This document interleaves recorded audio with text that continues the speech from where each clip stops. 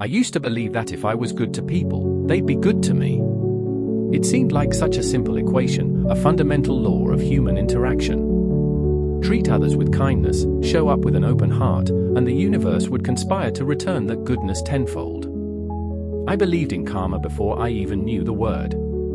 I thought loyalty was a currency that always held its value, that if I invested myself fully in relationships, others would do the same. That if I showed loyalty, I'd get the same in return. I gave my all, or my time, my energy, my unwavering support.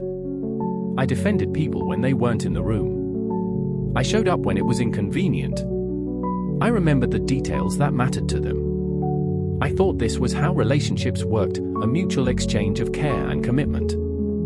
But life doesn't work that way. Not always. Not for everyone.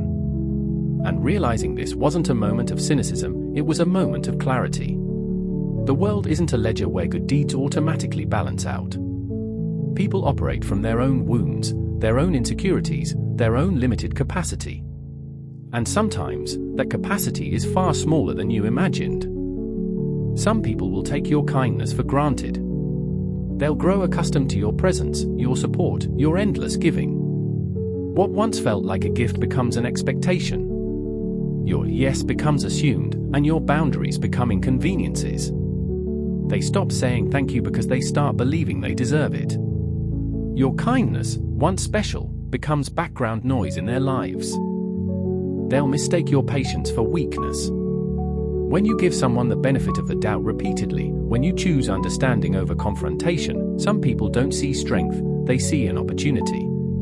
They interpret your willingness to wait, to listen, to give them time to grow, as a sign that you'll accept anything. They push further, test limits, and cross lines because you haven't stopped them. Your patience wasn't weakness, but they'll treat it as if it was. They'll use you. You become a resource, a tool for their convenience. Need someone to talk to at 2 a.m.? You're there. Need help moving? You're available. Need validation? You'll provide it. But when you need support, suddenly they're busy. When you need understanding, they're distracted. The relationship flows one way, and you're left standing at the empty end of the pipeline. They'll drain you. Emotional energy is real, and some people are black holes for it. They take your enthusiasm, your optimism, your belief in them, and they consume it without replenishing anything in return. You feel exhausted after every interaction, yet you keep showing up, hoping that someday the balance will shift. It doesn't. And then act like you never existed. This is perhaps the most painful part. After everything you've given, after the memories you've shared, the support you've provided, the love you've shown, they move on as if you were never there. A text goes unanswered. An invitation is forgotten. You're erased from their narrative, and the person who knew your secrets, your dreams, your heart, treats you like a stranger. And that's fine. These words aren't said with bitterness, but with liberation. Accepting this reality isn't defeat, it's freedom. It's the moment you stop trying to control how others treat you and start controlling how you treat yourself.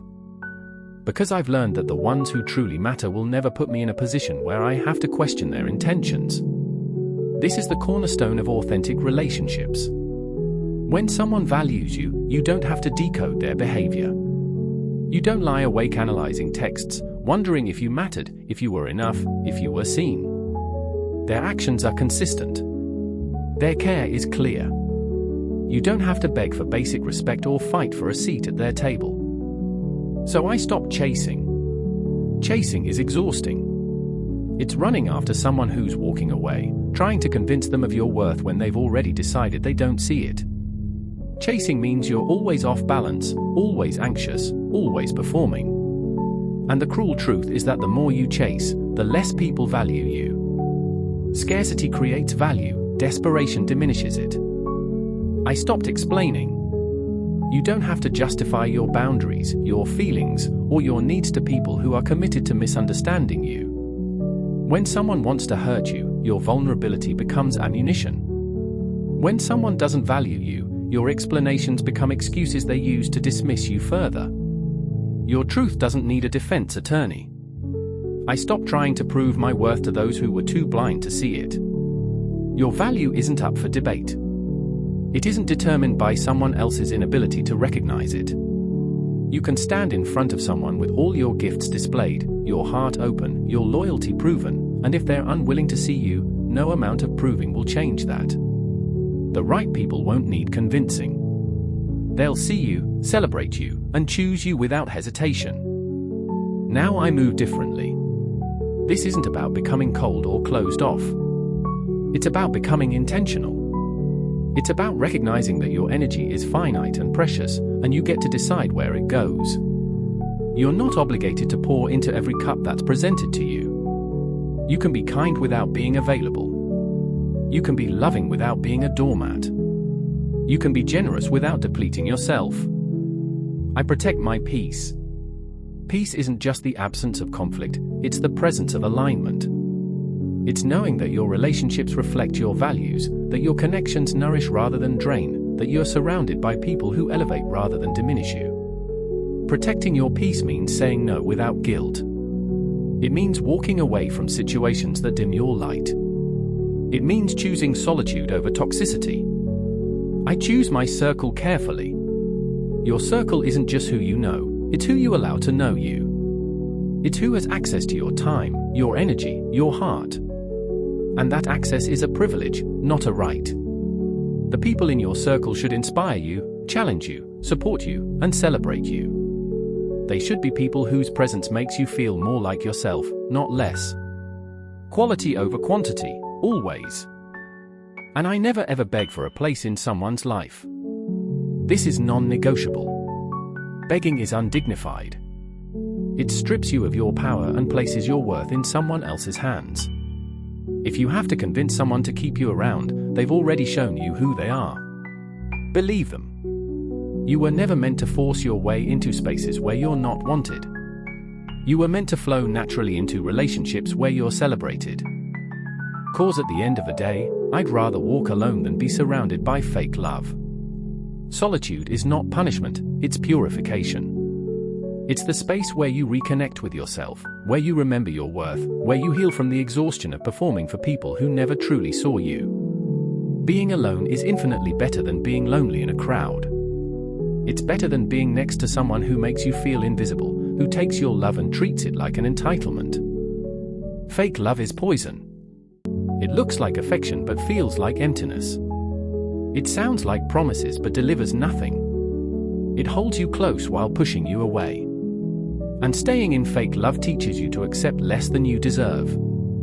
It normalizes neglect. It makes you believe that this is all you're worthy of. But you are worthy of more. You are worthy of love that's consistent, not conditional. Of relationships that energize you, not exhaust you. Of people who choose you as fiercely as you choose them.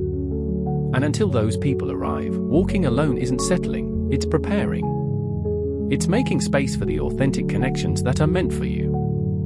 So walk alone if you must. But walk with your head high, your heart open, and your standards non-negotiable. Because the right people will find you. And when they do, you'll be so glad you didn't settle for fake love when real love was on its way.